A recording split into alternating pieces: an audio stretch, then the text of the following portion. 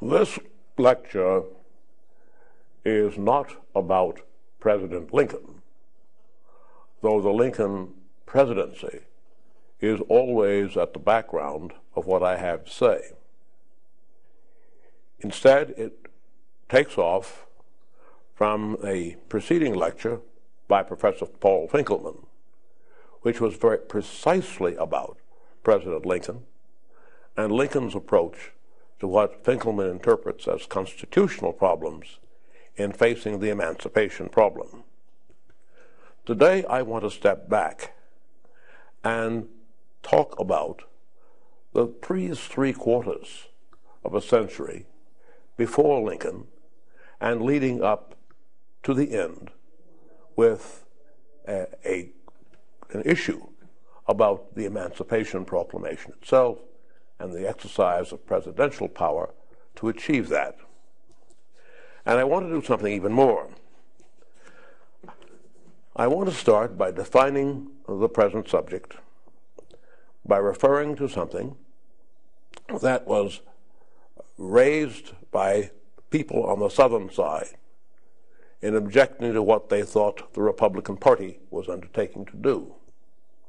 Someone wrote a very angry editorial in which he said that the Republican Party proposed to place slavery in the course of ultimate extinction.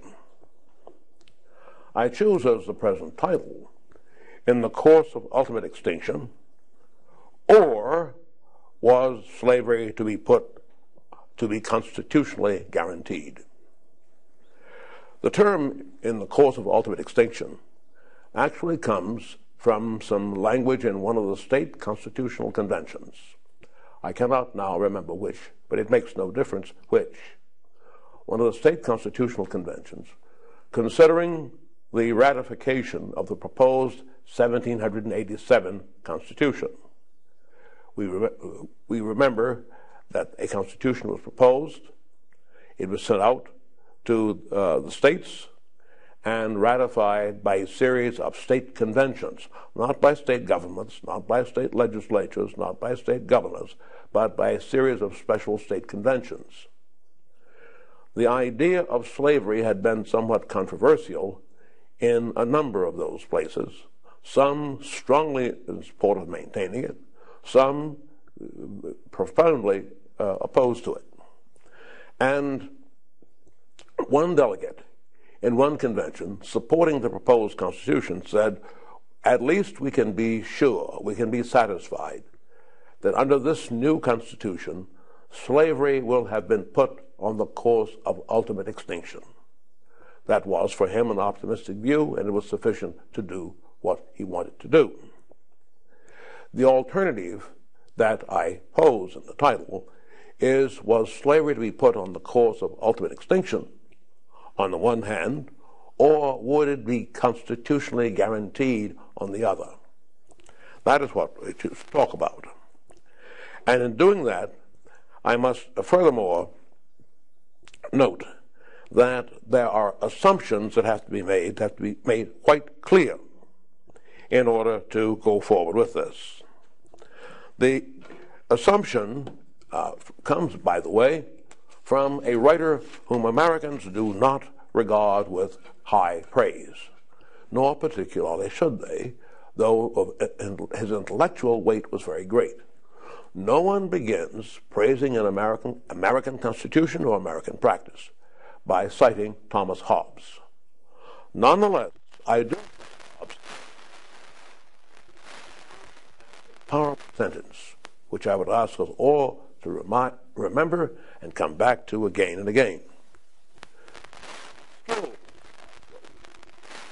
of making and maintaining commonwealths consisteth in certain rules, which poor men have had the leisure, nor men that have had the leisure have hitherto had the curiosity or the method to find out.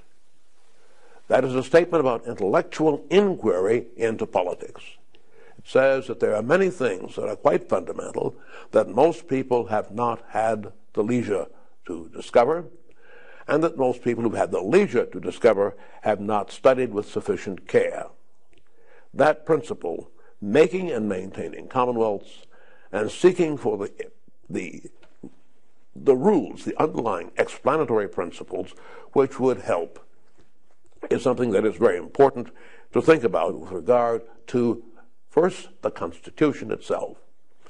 I must also say that with regard to the Constitution, I would put before you a very specific definition of what a Constitution is. It is not, in my view, analytically, it is not a statement of ideals. There are those who do regard constitutions as statements of ideals, and there are those who think of the United States Constitution as embodying ideals. I do not think that is correct. A constitution can be understood best as an arrangement of power, and in the writing of a professor at the University of Illinois many years ago now, Charles B. Hagan, Hagan said that the Constitution could be seen as the behavior of the dominant group manifest in the system. The Constitution, I shift from Hagan to my own language, the Constitution contains some overt words. Some constitutions, though not ours, are not written at all. The British operated for a very, very long time with an unwritten constitution. They have now moved in a different pattern. The Constitution contains some overt words, but it also contains a variety of assumptions, examined and unexamined, about the relationships that the participants under the system have to each other. A constitution, and in the terms that I use it, is to be understood as a set of arrangements, of practices, of assumptions, of understandings between those who maintain power. There are things it must deal with, and there are things that it will leave alone. That then comes to a major question. For the thinking about the American Constitution and getting up to the Emancipation Proclamation, our ultimate objective, and President Lincoln, there is a fundamental question. You've seldom heard it asked so harshly as I shall ask it now. Please do not forget that. You may not agree with it, but think of the question. Did the United States have to be a slave society? Think of the many, many occasions in which we give lectures or speeches or ceremonies. There is the constant reference to the United States as a free society. The question that I pose is on the alternatives. Did the United States have to be a slave society? Because, of course, the United States was, up until the Civil War, absolutely and clearly a slave society. It turned into something else thereafter, though what it turned into itself may open some question. I ask that question in the light of a critique by a professor called Stoughton Lend, whose politics were rather different from mine. Stoughton Lend was a distinguished, highly productive, and left-wing historian who raises a question the way a military historian might raise about how a battle had to be fought. Exactly, this is the quotation. Could slavery have been abolished at the time of the Revolution? It came very close. During the Revolutionary War, the importation of slaves ceased. The Continental Congress agreed, and here I interpolate, on a proposal endorsed by George Washington from a recommendation by Alexander Hamilton and by Lawrence of South Carolina, and I continue then with Lynn. The Continental Congress agreed unanimously to arm 3,000 slaves in South Carolina and Georgia with freedom as a reward if the states would agree. I would say, by the way, the states did not agree. Washington said, go ahead and send them a proposal. I'm in favor of it, but they are not going to agree. To continue, quoting Lynn, in 1784, Congress failed by one vote to prohibit slavery in the Western territories. These facts support von Holst. He refers to Hermann von Holst, a German scholar who was very famous once upon a time and is very obscure now, in his remark that, quote, but one more impulse was needed, unquote. That's the end of my quotation from Lind, but he is making the point that at the time of the adoption of the Constitution, it would have been possible to have done something then to lead to the end of slavery. He did not say it could have been brought to end instantly, but it could have been led in that direction. That is an important issue because I want to say as well that in the making of the Constitution, there was a demand for some constitutional guarantees for slavery. At the same time, there were others who were very much concerned about the continuation of slavery. The demand for the continuation of for constitutional guarantees was explicitly put in the Constitutional Convention when they were discussing whether or not the African slave trade would be permitted. The question was whether an importation of people to be bought and sold would be permitted. There was already a strong domestic market for people who were bought and sold. And the issue was presented by the South Carolina delegation with some help from the Georgia delegation. John Rutledge of South Carolina offered rebuttals to things that had been said on the other side and said, quote, the true question at present is whether the South shall or shall not be parties to the Union, end quote. Charles Pinckney of South Carolina continued that debate, saying South Carolina can never receive the plan if it prohibits the slave trade, unquote. The debate continued into the next day, and Pinckney's cousin, General Charles Cotesworth Pinckney, is thus cited. South Carolina and Georgia cannot do without slaves. As to Virginia, she will gain by stopping the importations. Her slaves will rise in value, and she has more than she wants, end quote. The third member of the South Carolina delegation was even more emphatic. If the convention thinks that North Carolina, South Carolina, and Georgia will ever agree to the plan, unless their right to import slaves is untouched, the expectation is vain. The people of those states will never be such fools as to give up so important an interest. That is a clear requirement that there should be a constitutional guarantee. There were, of course, other features built into the 1787 Convention that provided other guarantees. On the other hand, there was considerable discomfort about how this would all work, and that led to the language I've already quoted from one of the state conventions, which was to say, well, if we have not done away with slavery, we have created a system in which it ultimately may disappear. I will say at this point, and I will return to it, we here have to understand very clearly what later I will call the original boundaries hypothesis. The idea that was very strongly stated at a later time that the 1787 constitutional guarantees were guarantees for slavery in the states where it then existed. That the United States would have, of course, territory, national territory, and the understanding of some was that the territory would be developed as free territory only, that Congress would have the authority and would exercise the authority not to permit slavery in the territories.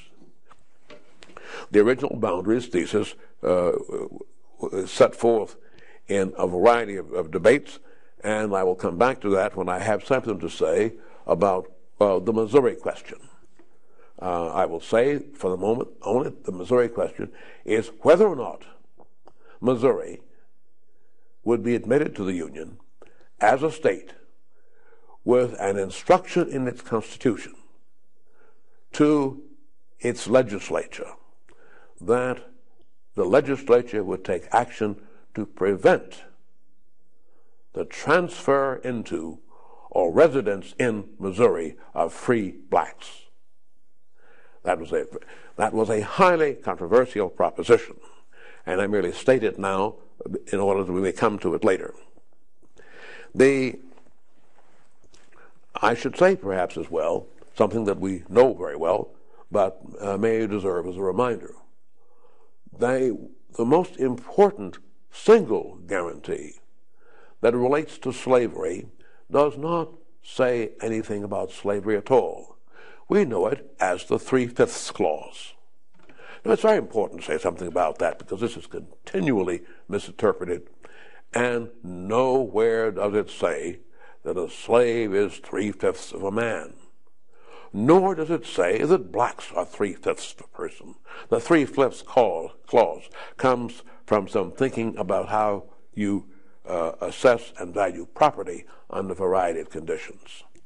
And it said that for purposes of providing representation in Congress, the population would be quoted, would be the population of the free people plus three-fifths of other such persons.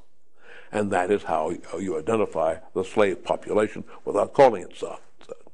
Now, the Three-Fifths Clause, I should mention as well, is something that had significant political value because those states that had slave populations for congressional representation and therefore for electoral votes as well, had their own populations plus 60% of the slave populations. That in turn leads to something I should say because it's present and may as well get rid of it now or note it now, and that is that for the election of 1800, the contention of the Federalists is that except for the Three-Fifths Clause, John Adams would have been elected because it was the three-fifths that gave Thomas Jefferson the sufficient number of electoral votes to sustain him. That was, I understand, Adams' view of it. And there's a fair amount of research these days among young historians, and I think some young political scientists bearing on that. I haven't examined those numbers, but it's a plausible case. While I'm on this, and then let me return to the main thread.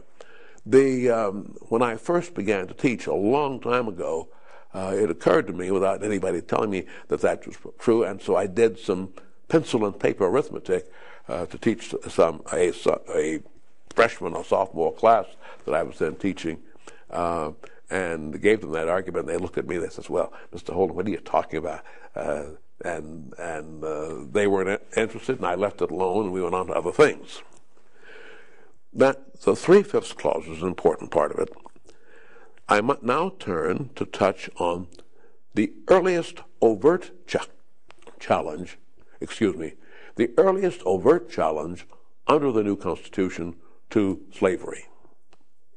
It is not true that it was of no great importance to anybody. Rather, there is the Pennsylvania Abolition Society and others presented to Congress in the first session a petition asking Congress to expedite restrictions on the slave trade.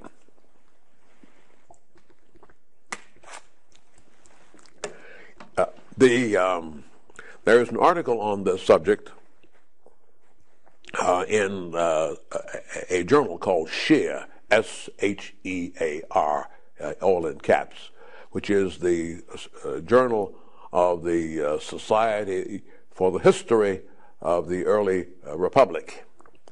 And in that article, just a few years ago, a man called William D. Giacomantonio published an article bearing a title something like, as I remembered, For the Gratification of a Volunteering Society. The volunteering society he was referring to was the Quakers, and he was studying them as an early interest group advocating seriously that Congress should take on something, in this case, take on the reduction of the slave trade. And it's a useful article, and I mention here only because the point I want to make is that from the first there were those people and interests quite separate from what later became the abolition movement who sought to bring means to secure governmental action to reduce slavery. That did not, of course, take place, or they did not succeed, and the world went in a very different way. To get to that, I will also say I'm going to come quite directly to mention the Missouri question, because the Missouri question is an important breach in the thinking that slavery would in some way be put in the course of ultimate extinction.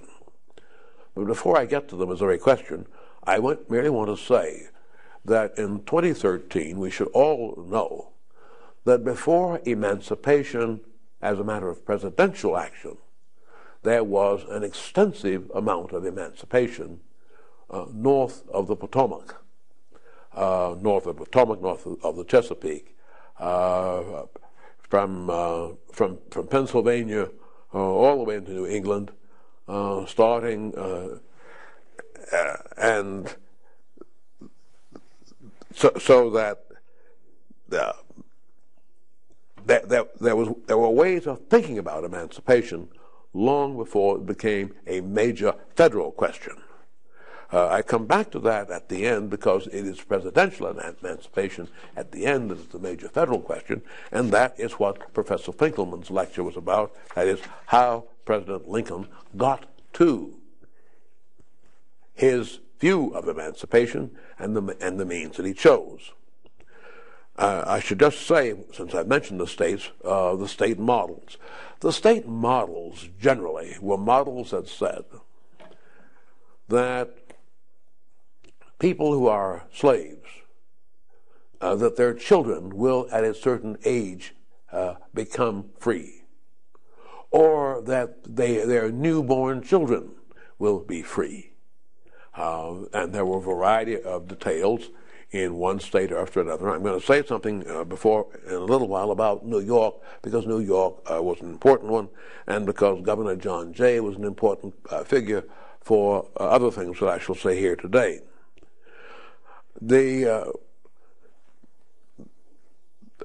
As to the Missouri Compromise, let me get that out in front of us clearly.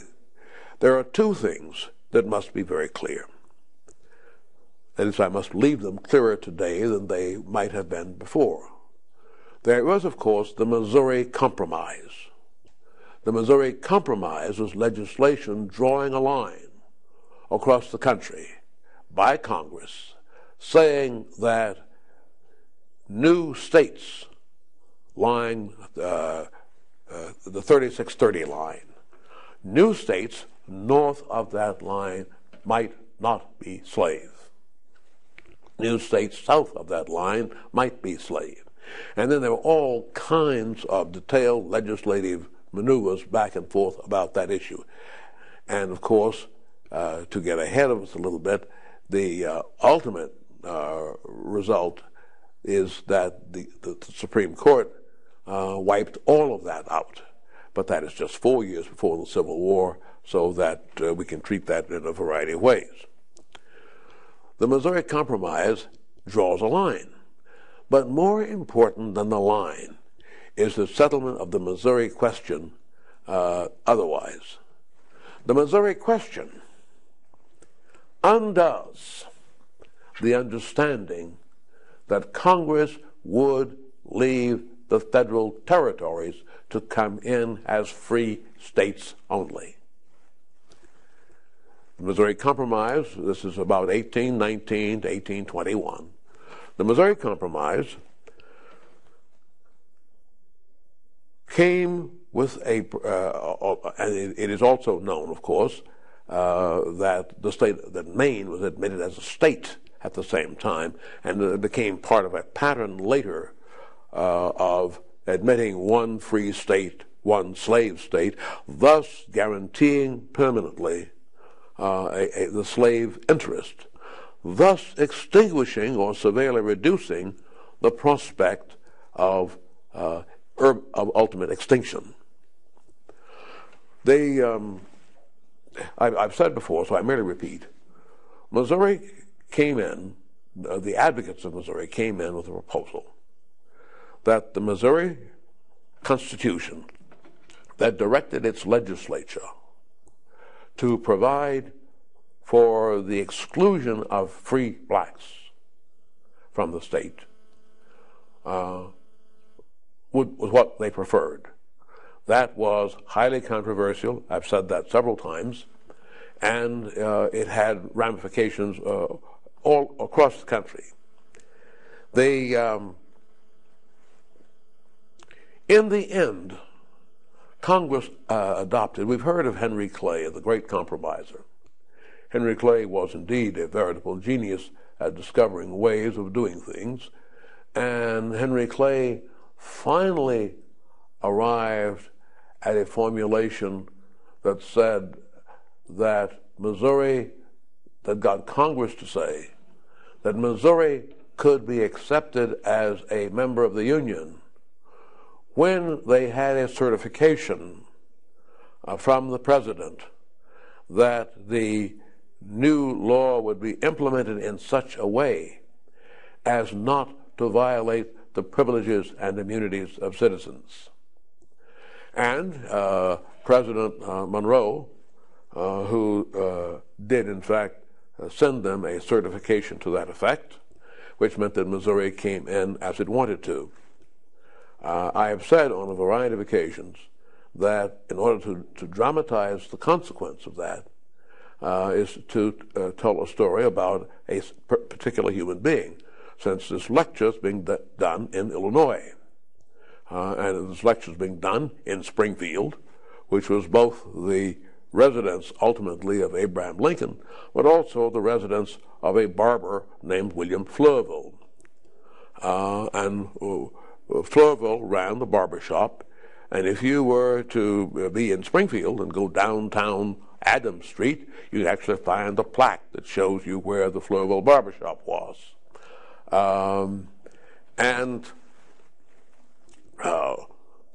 Fleurville is pertinent here because he was Haitian by background, lived in Maryland, got to New Orleans, and ultimately got to Illinois. Met Abraham Lincoln someplace or other, I think it was New Salem, came to Springfield before Lincoln came to Springfield, and set up a barber shop, and became ultimately a quite successful businessman. The pertinence of this only is that if Fleurville could not, in the 1830s, when he came to Springfield, Illinois, and set up business, could not have gone under the Missouri Compromise arrangement and set up freely in St. Louis. In fact, it might have been a more compatible city, Fleurville being Haitian, French-speaking, and having gone as a young person to Catholic school. Also had done that in Baltimore, a city of Catholic background, had gone to New Orleans, a city of Catholic background, and I think it would have been striking if he had not made his way up to St. Louis, which was in a major city of Catholic background. In fact, I do not know why he was up here, but I can't see why a man who was born in a warm country and went to New Orleans, which is warm, would turn around and go to St. Louis, which is hot in the summer but cold in the winter. But he did, and he made his life in Springfield. The point mainly is that as a person, he could not have comfortably set up business in St. Louis and could do so here. That principle, that practice, does an end to the principle that that the federal territory would be open as free land. It does not get into the intense political controversy about that, and that is exactly why much later there was an intense controversy about the state right next door to Missouri, namely Kansas. That is to say, if Missouri is slave territory and Kansas is free, and it was a struggle to have it so, if that is so, then to have Kansas next to Missouri is like having in the days of the Cold War, it's like having East Berlin next door to West Berlin. People who want to escape will leave, and that produces a number of other disputes. Now, the